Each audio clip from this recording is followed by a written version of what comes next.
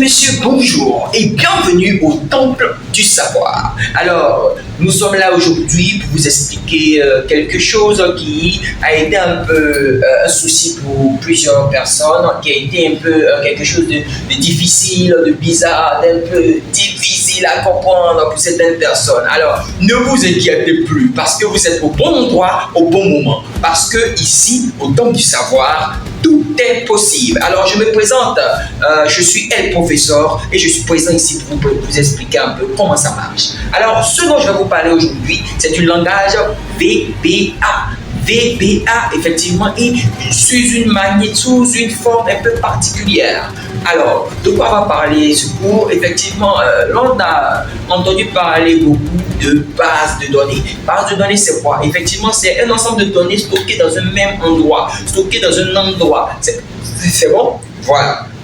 Alors, pour ce faire de façon simple et méthodique, on a décidé comme cela de pouvoir permettre à certaines personnes, on a décidé comme ça de vous permettre de pouvoir comprendre comment effectivement faire votre récolte de données et les sauvegarder dans ce que vous appelez une base de données.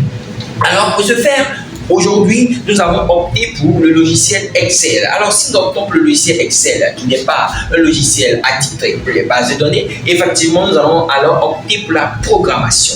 Alors, la programmation, c'est quoi? C'est le fait d'effectivement préparer un élément pour qu'il puisse faire une tâche de façon automatique. Alors, pour faire cette programmation, effectivement, avec le logiciel Excel, on va utiliser le langage VBA, comme vous pouvez le voir ici. Alors, pour mieux vous faire comprendre, je vais représenter un formulaire au tableau et ce formulaire-là, nous allons l'étudier de façon détaillée, dans la méthode normale et simple, pour que vous puissiez comprendre effectivement comment ça marche. Ça va? Donc, je représente le formulaire tout à l'heure. Alors, suivez attentivement la représentation du formulaire.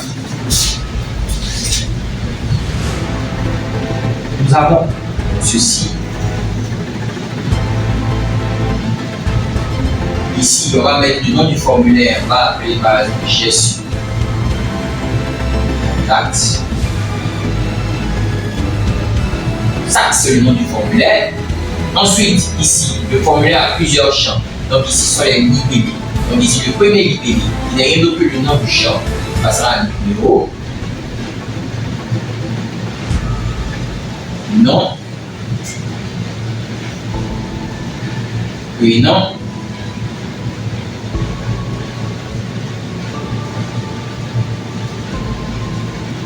Contact, non, pas contact pays.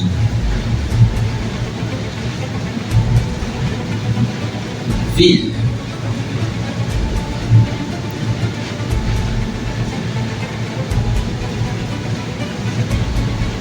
Et puis ensuite, on va ajouter des boutons d'action jusqu'en bas. Donc ici, on va mettre annuler.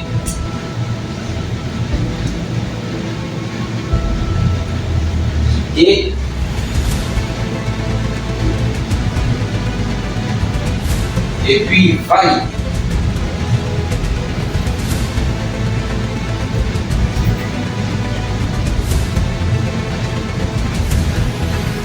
Voilà. Donc, notre formulaire est présenté. On oublie un petit détail. Bon, on va ajouter deux petits éléments ici qui ont un sens particulier. Donc, ici, notre formulaire vient d'être représenté. Alors, on va expliquer. Vous allez voir ici sur le formulaire, on a effectivement cet élément qui représente du formulaire. Ici, le titre du formulaire, gestion de contact. Ici, les libellés des différents champs qui sont là, donc numéro, qui correspond à ce petit carré-là qu'on appelle le champ de saisie. Ça veut dire qu'à l'intérieur, on peut saisir des données, vous le connaissez. Donc, numéro, nom, prénom. Et ici, on a pays et ville qui ont des champs un peu particuliers, vous voyez ces petits éléments. Mais comme vous pouvez le savoir, et vous le savez, je le sais, lorsque vous partez sur vos pages, plusieurs pages, vous voyez un peu ces éléments. En fait, ce sont quoi? Des menus déroulants. C'est quoi un menu déroulant? C'est un élément qui est représenté sous cette forme. Et par exemple, il y a ça. Et si on mettait pays, ici, on allait avoir CI, on allait avoir Cameroun, on aurait avoir France, on aurait avoir Portugal, et vous remarquerez que cette liste serait là. C'est bon, lorsqu'on cliquerait dessus, cette liste sortirait, et lorsqu'on cliquerait sur l'élément, automatiquement, il serait sélectionné. C'est un menu déroulant.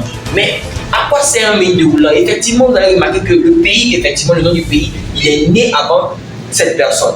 Ça veut dire que lorsqu'on enregistre le pays, on ne doit pas faire d'erreur sur l'information du pays. Donc c'est pour cela qu'on crée ce genre de liste déroulante, de telle sorte que les données soient déjà préenregistrées avec les noms originaux. Et quand la personne qui ne connaît rien, qui ne s'y connaît rien dans les informations vient s'enregistrer, automatiquement elle choisira un pays dont elle ne va pas saisir le pays utilisant. Parce que vous remarquez que si elle ne sait rien, imagine qu'elle vient écrire Côte d'Ivoire et elle met Côte d'Ivoire sans E. Ce n'est pas Côte d'Ivoire, c'est un autre nom de pays. En tout cas, ce n'est pas pour la Côte d'Ivoire qu'on connaît. Donc effectivement, ça va faire une erreur. C'est ainsi qu'on va faire effectivement de cette manière pour qu'on puisse avoir des données normales. Donc, les menus déroulants sont aussi appelés combo box.